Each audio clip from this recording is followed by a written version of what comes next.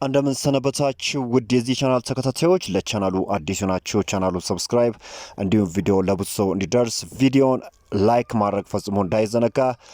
በርካታ መረጃዎችን ከተለያዩ ምንጮች ወደ እናንተ ይዤ ቀረብኩኝ። አብራችሁን ቆዩ።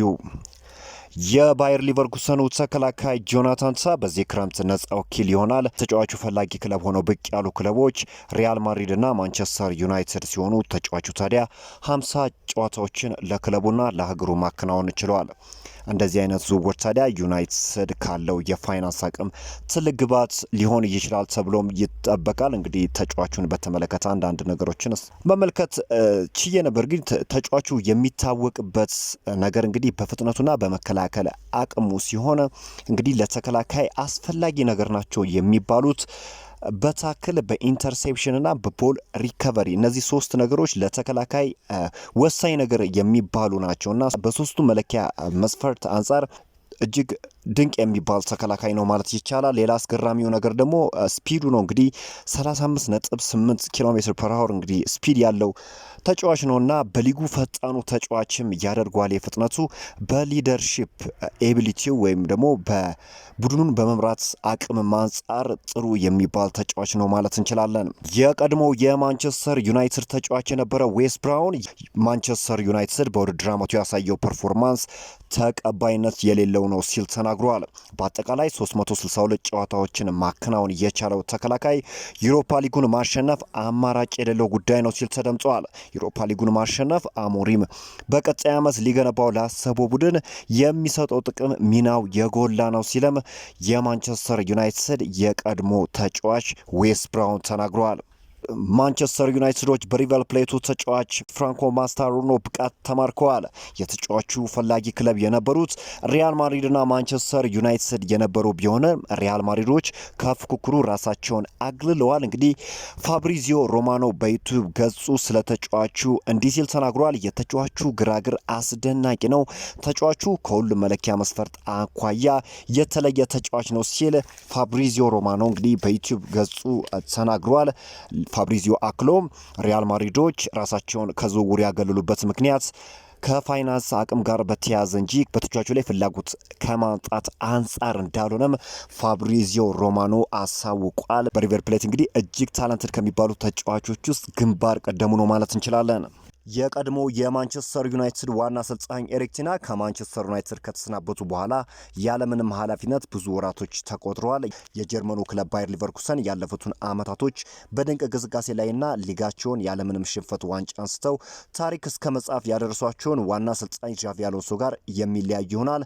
የጀርመኑ ክለብ ይህን ድንቅ አሰልጣኛቸውን ለመተካት የተለያዩ አሰልጣኞችን በመመልከት ላይ ሲሆኑ ከእጩ አሰልጣኞች መካከል ደግሞ ኤሪክ ቴን ሃግ በዋነኝነት ይጠቀሱበታል። ኤሪክ ቴን ሃግ ታዲያ ከማንቸስተር ዩናይትድ ጋር በ3 ዓመቱ ውስጥ 2 ዋንጫዎችን እንዳሳኩም ይታወቃልና የቀድሞ የማንቸስተር ዩናይትድ አሰልጣኝ አዲስ ክለብ ሊረከቡ እንደሆነ የሚወጡ መረጃዎች ይጠቁማሉ።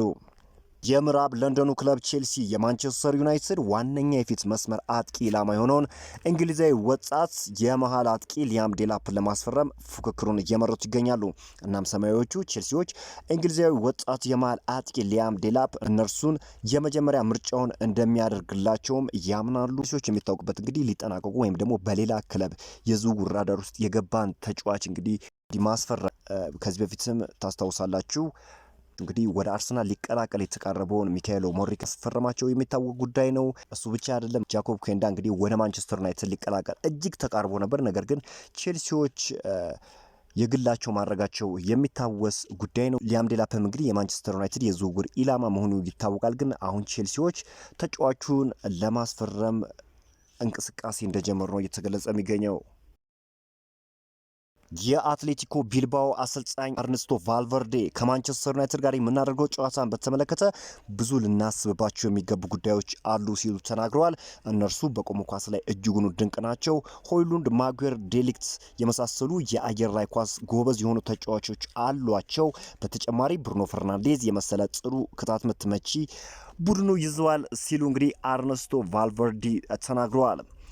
ማንቸስተር ዩናይትድ እና ሊቨርፑል የ19 ዓመቱን ድንቅ ባለተስጦ የስታድ ሬምስ ተጫዋች የሆነውን አማድ ኮኔል እየተከታተሉት ይገኛሉ። የአማዶ ኮኔ የዝውውር ዋጋ 20 ሚሊዮን ዩሮ አካባቢ ሲሆን አማዶ ኮኔ እንግዲህ የሀገሩ ኮትዲቫር ሲሆን እድሜው 19 ነው። የመሃል ሜዳ አማካኝ እንደሆነም ይታወቃል። ሁለቱ የእንግሊዝ ክለቦች ማንቸስተር ዩናይትድ እና ሊቨርፑል ታዲያ የተጫዋቹ ፈላጊ እንደሆኑ ታውቋል።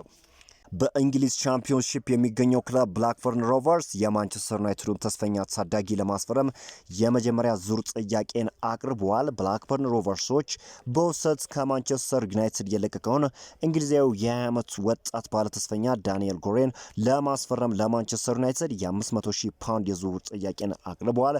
ማንቸስተር ዩናይትዶች ይህንን የዝውውር ጥያቄ ይቀበለዋል ተብሎ አይጠበቅም።